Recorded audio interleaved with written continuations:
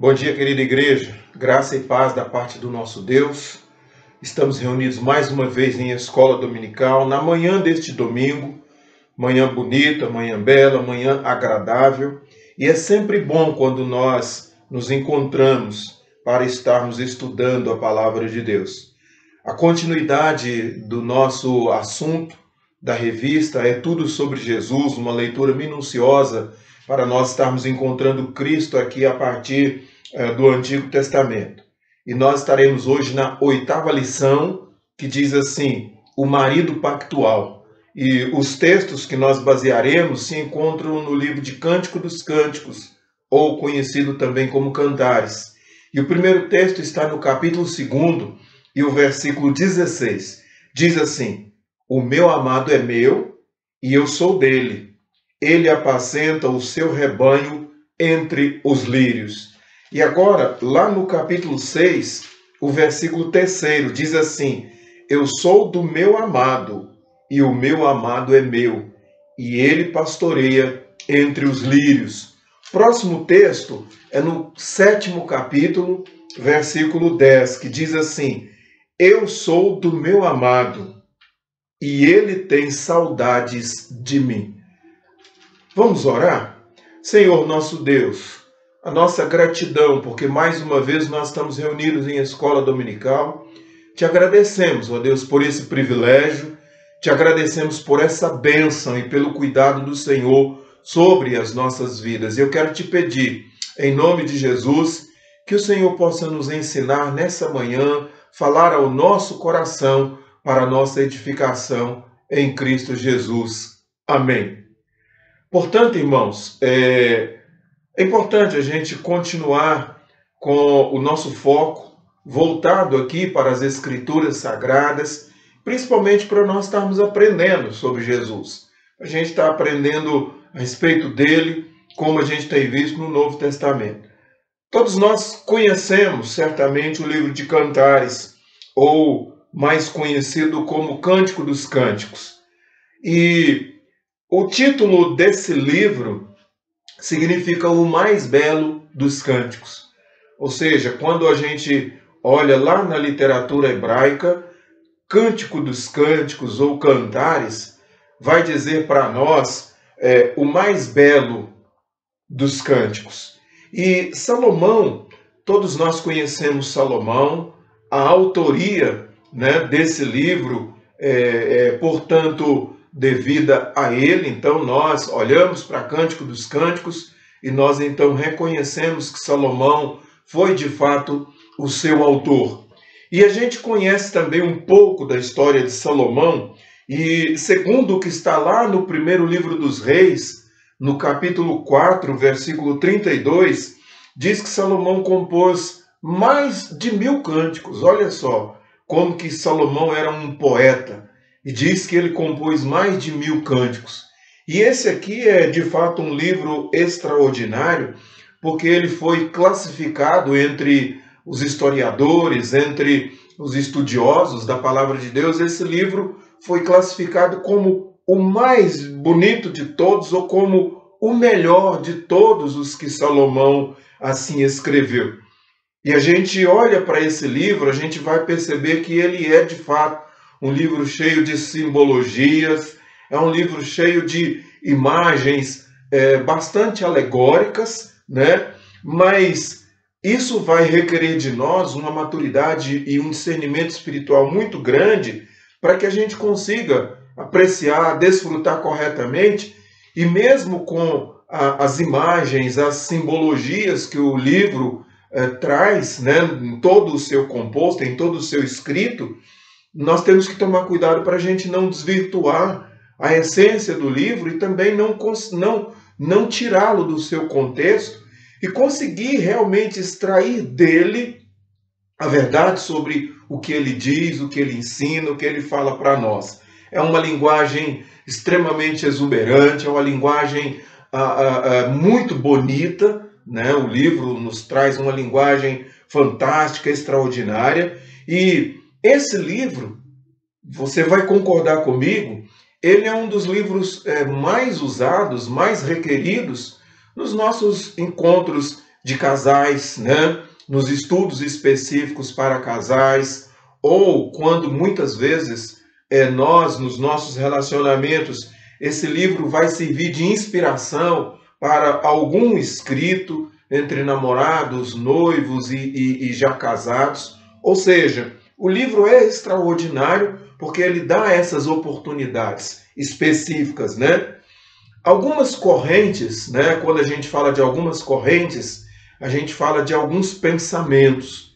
E os mais clássicos, existem vários, mas dois dos mais clássicos pensamentos na interpretação desse livro é uma visão, nós chamamos de uma visão puramente horizontal, né, dentro aqui desse livro de Cânticos, e eu vou ler aqui o que uma dessas correntes diz. Essa corrente, uma visão puramente horizontal do Cântico, acreditando que podemos aprender sobre relacionamentos e casamentos baseados nele, mas que não há mais nada a respeito disso. Quem disse isso foi um pastor, autor, teólogo e escritor chamado Joel Beck. E no livro dele, A Beleza e a Glória de Cristo, ele disse isso. O segundo pensamento, ou a segunda corrente de interpretação de Cantares, entre outras, diz que existem aqueles que acreditam que o livro é, antes de qualquer coisa, uma alegoria ao relacionamento amoroso entre Deus e o seu povo, entre Cristo e a igreja. Então, tudo é sobre o relacionamento entre Cristo e a igreja. Essa é uma das correntes mais aceitáveis, porque já que nós estamos estudando sobre uma extração para a gente poder encontrar Cristo a partir do Novo Testamento, essa segunda corrente que eu mencionei aqui, ela tem sido uma das mais aceitáveis, porque nós então precisamos entregar a nossa visão, nosso propósito para esse aspecto de o que esse livro fala de Cristo. Qual a ideia? O que esse livro quer nos ensinar a respeito de Cristo? E a gente sabe que Jesus, entre os dois discípulos no caminho de Emaús, quando você olha lá para Lucas capítulo 24, e a partir do versículo 27, nós vamos ver que naquele diálogo, naquela caminhada de Jesus, o texto lá de Lucas diz que Jesus, começando por Moisés, Jesus então segue passando pelos profetas, e aí Jesus no final diz àqueles discípulos, mostrou como todas as escrituras testemunham a respeito dele. Então, se nós estamos fazendo essa caminhada de Gênesis a Apocalipse para aprendermos que é tudo sobre Jesus, nós não podemos desviar o nosso olhar desse livro para qualquer outro sentido, para qualquer outro posicionamento relacionado a nós. Agora, é claro que o livro é poético e ele traz, sim, grandes lições e exemplos para o nosso dia a dia.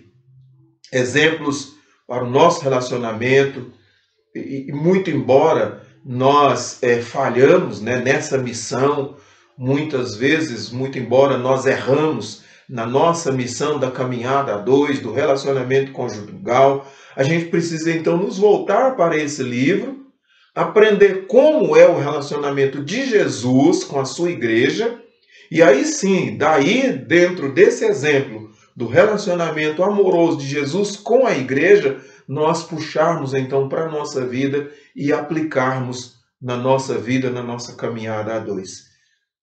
Queira Deus que a gente consiga fazer isso. Queira Deus que a gente consiga olhar para esse livro e aprender sobre essa possibilidade, sobre esse ensinamento. Então veja só, o primeiro argumento do autor da lição diz, baseado no livro de Cânticos 2,16, o título desse primeiro ponto diz assim: o meu amado é meu. E a gente consegue enxergar aqui, né, a ideia desses personagens que ao longo da caminhada aparece aqui no livro. Sulamita, o próprio Salomão e também o amado, né, de Sulamita, e depois, quando ela é levada para o harém de Salomão e escreve, então há uma contextualização maior de Jerusalém, do povo, as outras mulheres mencionadas. Porém, Sulamita, aqui no capítulo 2, versículo 16, então ela fala essa expressão: o meu amado é meu. Então, ou seja, é uma declaração de quem sabe o que está falando. Quando nós nos voltamos para qualquer outro aspecto da nossa vida e nós sabemos que algo pertence a nós, nós vamos dizer isso com todas as letras e nós vamos falar isso de acordo com a convicção que nós temos em mente, mas aqui Sulamita fala de acordo com a convicção que ela tem no coração dela. Então ela vai dizer: o meu amado é meu, e ela está falando de acordo com o seu coração. Já que o contexto do livro é uma leitura do aspecto amoroso, do relacionamento entre Jesus e a igreja, então o autor está baseando nesse propósito, nesse projeto.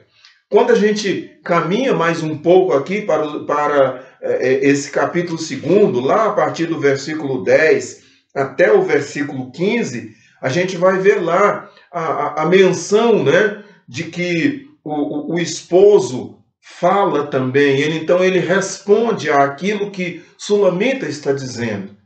E a gente então percebe que há uma estreita harmonia, ou uma demonstração de uma estreita harmonia que está havendo entre ela, e que ele a convida para ir até ele, porque ele queria ver o rosto dela. Capítulo 10, capítulo 2, versículo 10 a 15. Então a gente vai ver essa estreita harmonia em que ele diz que gostaria de ouvir a voz dela. Então ela olha para o noivo, ela se alegra, é o que está aqui no texto, se regozija no fato de que ele a ama e de que também no fato de que tudo é a verdade a respeito dele e pertence exclusivamente a ela. Quando nós olhamos para Cristo, já que esse é o nosso objetivo principal aqui, ao olharmos para Cristo, nós também percebemos isso. Nós entendemos e nós podemos, portanto, declarar isso. Aqui o noivo faz uma aliança extraordinária, uma aliança bonita, né? Com a sua noiva. E é exatamente aqui que nós temos uma imagem extraordinária do nosso relacionamento com Cristo, ou do relacionamento da igreja com Cristo, ou Cristo com a sua igreja. É claro que é uma ilustração muito forte entre o amor de Cristo e a sua esposa, que é a igreja. Então aqui é que a gente começa a pensar isso. O apóstolo Paulo utiliza essa ideia lá em Efésios capítulo 5, do versículo 22 ao versículo 33, nós vamos encontrar lá o apóstolo Paulo falando a respeito disso. E é por essa razão, é por esse fato que nós podemos olhar para esse livro poético, como o Cântico dos Cânticos como ele chega até nós, e também enxergar, na verdade, a própria glória de Cristo, a beleza do relacionamento que ele tem conosco, que ele tem com a sua igreja, e a conclusão que nós chegamos, queridos irmãos, esse relacionamento de Cristo conosco, de Cristo com a igreja, é por pura graça. É a graça livre de Deus sobre nós. É a livre graça que ele estabeleceu com a sua igreja e caminha com ela dentro desse aspecto, dentro desse propósito. Porque é a graça de Deus que nos liberta, é a graça de Deus que tira a nossa cegueira espiritual, e é a graça de Deus que nos faz enxergar a beleza de Cristo. É a graça que rompe qualquer barreira imposta entre nós e Cristo pelo pecado. Toda a barreira. É a graça de Cristo, é a graça maravilhosa de Deus que vai romper, portanto, ou melhor, quebrar todos os obstáculos, toda a resistência humana que existe dentro de nós e faz com que nós homens, com que nós seres humanos percebemos quanto que Cristo é totalmente desejável ou quanto que Cristo precisa ser totalmente ansiado por nós. Então, quando nós podemos fazer isso, essa declaração, o meu amado é meu, nós estamos falando que Cristo é nosso. Nós podemos dizer isso. Agora, por outro lado, queridos irmãos, o grande e real problema, talvez o maior problema, é que não é que exista a beleza em Jesus dentro dos aspectos que nós queremos olhar. O problema está em nós, que não queremos enxergar. A nossa incapacidade de reagir, essa incapacidade, volto a dizer, pelo pecado, essa incapacidade de reagir e ver, segundo a palavra de Deus, a beleza que há em Cristo Jesus.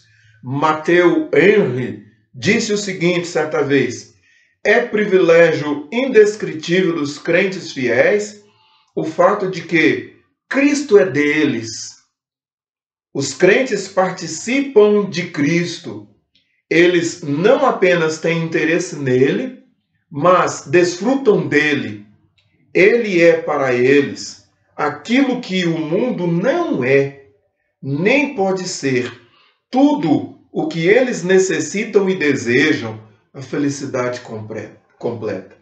Então esse teólogo também disse isso, né? E aqui a gente percebe que tudo o que Cristo é em nós e tudo o que nós desejamos é uma felicidade completa e é aquilo que o mundo não pode nos oferecer ou qualquer um de nós dentro dos nossos relacionamentos, dentro do nosso relacionamento pessoal. Então, quando isso acontece, aí sim nós podemos dizer verdadeiramente, sim, ele é meu, eu o tenho, tudo que ele é, eu tenho, tudo que ele fez, eu abraço. Ou seja, a essência maior, o ponto principal, é nós termos a capacidade agora, dada pelas Escrituras Sagradas, dada, imposta nas nossas vidas, da graça maravilhosa de Deus, nós podemos agora então dizer com todas as letras, ele é meu. Ou seja, pela fé nós podemos contemplar a beleza da obra de Cristo em nós. Pela fé nós podemos contemplar a beleza da obra de Cristo naquilo que ele faz na igreja, pela igreja, com a igreja. E é isso que torna Cristo totalmente desejável. É isso que torna Cristo totalmente amável para cada um de nós, pelo que ele faz, pelo que ele fez, pelo que ele continua fazendo por nós. E aí, queridos irmãos, nós podemos declarar que Cristo é verdadeiramente a encarnação de toda a graça de Deus, da misericórdia dele para com cada um de nós, pecadores. Então perceba, irmãos, como que esse livro nos ensina e mostra isso. E aí eu faço uma pergunta direcionada, voltada especificamente para você. Você pode dizer, o meu amado é meu? Não há questão maior e mais importante do que tudo isso. Então você pode olhar para Cristo e você pode olhar para ele e declarar isso, o meu amado é meu, Cristo é seu. O segundo ponto da nossa lição agora diz o contrário. Agora está dizendo, eu sou do meu amado. Então se antes eu pude declarar que o meu amado, ou seja, que Cristo é meu, com todas as letras, com todas as essências de uma linguagem cantada e poética, agora também eu preciso dizer, eu sou do meu amado. Então, mais uma vez, nós encontramos agora no capítulo 6 do versículo 3, a mesma personagem anterior chamada Sulamita, ela agora fala dessa forma, e é a resposta positiva, demonstrando a recíproca que há, a mutualidade que há no relacionamento de Cristo e a igreja, e que precisa haver, claro, nós precisamos confessar isso, declarar, reconhecer, tirar de nós o orgulho, a soberba, o acanhamento, a vergonha, e declarar isso também em relação a nós, em relação àquilo que nós vivemos. E é assim que é o relacionamento de Cristo e a igreja, é a representação do relacionamento pessoal que há entre Cristo e a igreja, e é essa representação que nós precisamos buscar também para as nossas vidas. Nós encontramos aqui um princípio muito importante sobre o nosso relacionamento com Jesus. Não basta nós pararmos na posse de Cristo. Nós precisamos entender isso, e não basta a gente parar exclusivamente na posse dele. É verdade que uma vez que nós podemos dizer que Cristo é meu, nós temos que absorver isso, nós temos que tomar posse disso. E é isso que faz com que nós tenhamos a certeza e a convicção de que estamos salvos por toda a eternidade, e nada vai mudar isso. Nada vai tirar isso de nós. É claro, podemos falar, podemos entender isso, mas a vida cristã, ela não se resume tão somente nisso. A vida cristã não se resume tão somente nesse aspecto em que eu declaro que Cristo é meu e pronto, e está acabado. A vida cristã é uma continuidade, é uma via de mão dupla, é uma recíproca que há. E aí, então, inclui a gente se levantar e seguir a Cristo e andar com Ele e caminhar com Ele, absorver os ensinamentos dele e dizer que Ele, o Cristo, é o nosso amado. Então, se você disse anteriormente, eu sou de Cristo, eu sou do meu amado, agora você também precisa dizer que Ele é nosso, que Ele está em nós, que você caminha com Ele, que você aprende com Ele, que você alimenta com Ele, que você vive com Ele. Essa é a ideia que nós precisamos retirar para o aprendizado das nossas vidas nessa manhã. Muitas vezes, irmãos, o modo a nos tornar discípulos obedientes a Cristo, né? Então, se nós agora fizemos essa declaração dupla de que nós somos dele e de que ele é nosso, aí nós estamos confessando que nós somos os seus discípulos. E quando nós falamos de ser discípulos de Cristo, nós estamos falando de obediência, uma obediência positiva e estrita. O nosso amado se retira de cena, e aí nós ficamos sem a consciência da sua presença e proximidade, se não houver entre nós obediência como discípulos, como servos dele. Então, o projeto é esse, e ele agora faz com que nós o busquemos, de modo a nós estarmos levantando a uma obediência verdadeira e vívida e vital da nossa vida cristã. Entender o que é caminhar com Cristo, porque nós não estamos jogando palavras soltas ao vento. Nós estamos falando uma declaração que é profunda, uma declaração que parte do nosso coração. É uma declaração que está dizendo, eu sou do meu amado e o meu amado é meu. E aí a gente precisa dizer isso com todas as letras.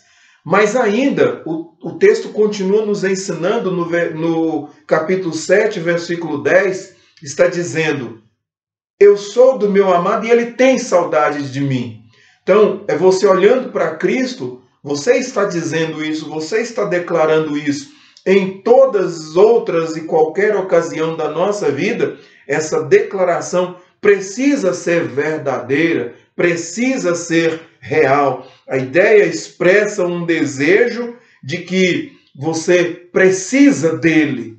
Então, aqui no texto, a saudade é um sentimento que parte de dentro de nós quando você está distante dele, quando você não pode estar perto de. E aí, aqui nós falando em relação a Cristo, é esse o propósito, esse é o objetivo de toda a experiência cristã, que saibamos que Jesus é, portanto, o nosso amado, e a gente tem o desejo de estar sempre perto dele, o desejo de estar sempre ao lado dele. Ou seja, qual a intensidade da saudade que você tem de Cristo?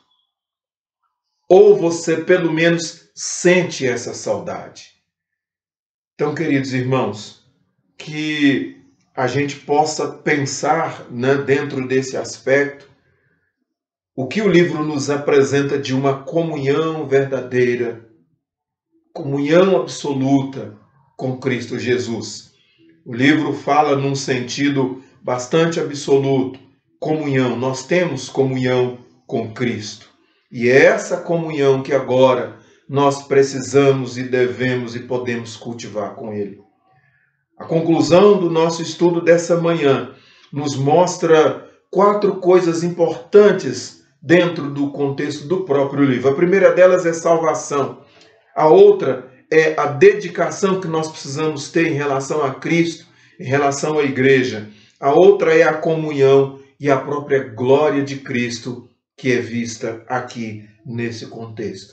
Por isso que quando nós olhamos para o relacionamento de Cristo e a igreja, nós olhamos para o relacionamento de Cristo e nós. E aí é por isso que nós vamos dizer, o meu amado é meu, eu sou do meu amado, ele tem saudade de mim, quão ditosa eu sou, assim diz Sulamita. E é assim que nós olhamos para Cristo, é assim que nós olhamos para a igreja, e é assim que nós aprendemos acerca de Cristo no Antigo Testamento. Que Deus nos abençoe e que nós possamos dizer isto sempre em nossas vidas. Que seja essa também a nossa declaração, e uma declaração de convicção, e uma declaração de certeza daquilo que nós sabemos a respeito de Cristo e as nossas vidas. Que Ele nos abençoe, que você tenha uma continuidade de um domingo agradável na presença de Deus. Até logo mais, quando nós nos encontraremos mais uma vez para o culto ao nosso Deus. E que você possa realmente participar do culto com alegria. Vamos orar. Ó Deus querido e santo, Deus justo, Deus soberano, nós te louvamos pelo que nós podemos aprender nas Escrituras Sagradas a respeito de Cristo. Nós te louvamos, ó Deus, porque o Senhor nos ensina pelo teu Espírito. E que a cada dia nós possamos também absorver isso para as nossas vidas e caminhar de acordo com a tua vontade nesse relacionamento extraordinário que Cristo tem conosco, no relacionamento maravilhoso que Ele tem com a sua igreja.